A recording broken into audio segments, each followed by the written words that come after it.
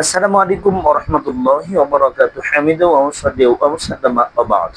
সম্মানিত দর্শক দিনী ভাই এবং বোনেরা, গুরুত্বপূর্ণ একটা আমল আছে। সকাল সন্ধ্যায় কোন মানুষ যদি ৭ বার ফজরের পরে, মাগরিবের পরে ৭ বার যদি নিয়মতান্ত্রিকভাবে এই আমলটা করে, তবে আল্লাহ তাআলা ওই দিন এবং রাতের সমস্ত কিছুর জন্য আল্লাহ তাআলা ওই বান্দার জন্য যথেষ্ট হয়ে যান। সে গুরুত্বপূর্ণ আমলটা আমরা অনেকে জানি, আবার অনেকে আমরা জানি না। হাসবিয়াল্লাহু লা ইলাহা ইল্লাহু আলাইহি তাওয়াক্কালতু ওয়া হুয়া রাব্বুল আরশিল আযীম। এই আমলটা আমরা অনেকে করে থাকি নিয়মিতভাবে। এখন প্রশ্ন হচ্ছে যে এই যে আমলটা আমরা ৭ বার করে সকাল সন্ধ্যায় করে থাকি, এটা কি হাদিস সম্মত কিনা, এটা কি সহিহ হাদিসের আলোকে আমল কিনা? এই আমলটা করার মাধ্যমে, ৭ বার এই আমলটা করার মাধ্যমে আল্লাহ তাআলা যাবতীয় দুশ্চিন্তা থেকে আল্লাহ বাঁচানোর জন্য আল্লাহই যথেষ্ট। আমরা জানি বান্দার জন্য আলাইসাল্লাহু বিকাফিন আবদা।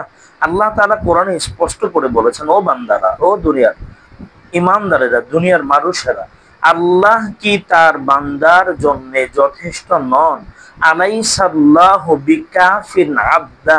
আল্লাহ কি তার বান্দার জন্য যথেষ্ট নন যে কোনো কাজের ব্যাপারে?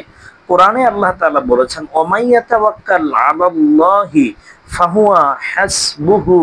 আল্লাহ বলেন যে কোন মানুষ, যে মানুষটা আল্লাহ তাআলার উপরে তাওয়াক্কুল করে, রব আল্লাহ তাআলা ওই মানুষের সমস্ত কিছুর জন্য যথেষ্ট, আল্লাহই যথেষ্ট হয়ে যান।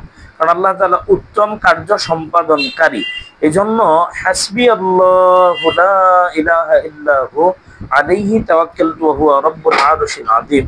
এটা বলার দ্বারাতে কি হয়? এটা বলার দ্বারাতে আমরা সকাল সন্ধ্যায় এই আমল করার মাধ্যমে আমরা কি পাই?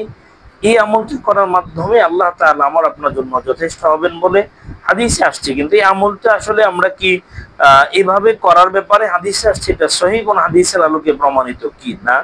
এ মর্মে হাদিস যেটা আছে এটা মুনকার একটা হাদিস, তবে আমলটা করা যাবে।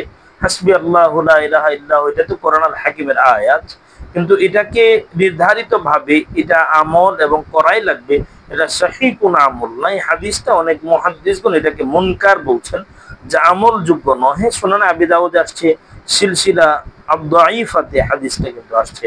আল্লাহ তাআলা আমাদের বুঝে আমলের তৌফিক দিন। আমিন। আসসালামু আলাইকুম।